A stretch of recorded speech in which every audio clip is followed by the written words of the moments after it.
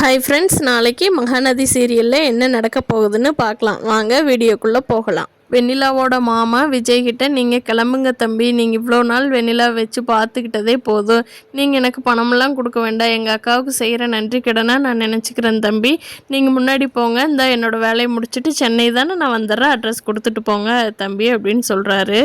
விஜயும் கிளம்பி வீட்டுக்கு வந்துடுறாரு. வந்து காவேரி பார்க்கலான்ட்டு ஆசையாக வர்றாரு.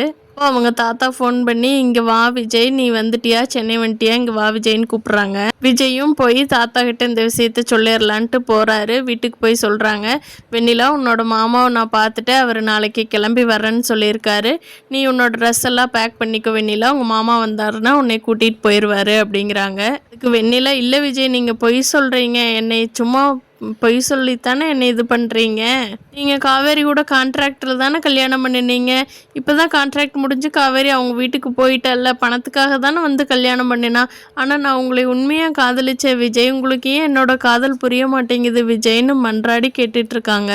வெண்ணிலா, உனக்கு நான் சொல்கிறது புரியுதா இல்லையா, நானும் காவேரி புருஷன் பொண்டாட்டியாக ஆயிட்டோம் தெரியுதா உனக்கு, நீ கிளம்பு வெண்ணிலா, உன் ட்ரெஸ்ஸெல்லாம் எடுத்து பேக் பண்ணுங்கிறாங்க. இங்கே காவேரியோட வீட்டில் கங்காவை நல்லா பார்த்துக்கிறாங்க. காவேரி எப்பவும் போல் நார்மலாக ஒரு பொண்ணு எப்படி இருப்பாங்களோ அதே மாதிரியே ப்ரெக்னெண்ட்டாக இருக்கிறவங்க நார்மலாக எல்லா வேலையுமே செஞ்சு இழுத்து போட்டு செஞ்சிட்ருக்காங்க காவேரி. அதுவும் இல்லாமல் அவங்க அப்பளோ பிஸ்னஸ்க்காக இந்த வழியே அலைஞ்சிட்ருக்காங்க.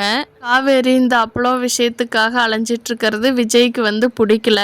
அவரே ஒரு கடை ஏற்பாடு பண்ணி கொடுத்துர்லாம், எல்லோரும் வந்து வாங்கிட்டு போகிற மாதிரியோ இல்லை ஏதாவது ஒரு ஆள் வச்சர்லாம் கடை கொண்டு போய் போடுற மாதிரி, நம்ம காவேரியை அலைய விடக்கூடாதுன்னு மனசுக்குள்ளேயே நினச்சிட்ருக்காரு விஜய். அதே மாதிரி ஒரு கடை ஏற்பாடு பண்ணியும் வச்சுருக்காரு. நிவினோட வீட்டில் நிவினுக்கு யமுனாவுக்கும் நல்ல சண்டை வந்துடுது. யமுனா, உங்களுக்கு அவள் தான் முக்கியமாக, நான் வீட்டை விட்டு போயிடுறேன் அப்படிங்கிறாங்க. அடியே லூசு மாதிரி பேசாத, எனக்கு வந்து காவேரி முக்கியம் இல்லை, காவேரியோட லைஃப் இப்படி கெட்டதுக்கு நம்ம 2 பேர் தான் காரணம், முக்கியமாக உங்ககிட்ட நான் இந்த விஷயத்த சொல்லியிருந்தா பிரச்சனைங்கிறாங்க. நிவின் யமுனா சண்டை தீர்ந்து காவேரி விஜய் கூட வாழணும்னு நினைக்கிறவங்க நம்ம சேனலை லைக் பண்ணிக்கோங்க.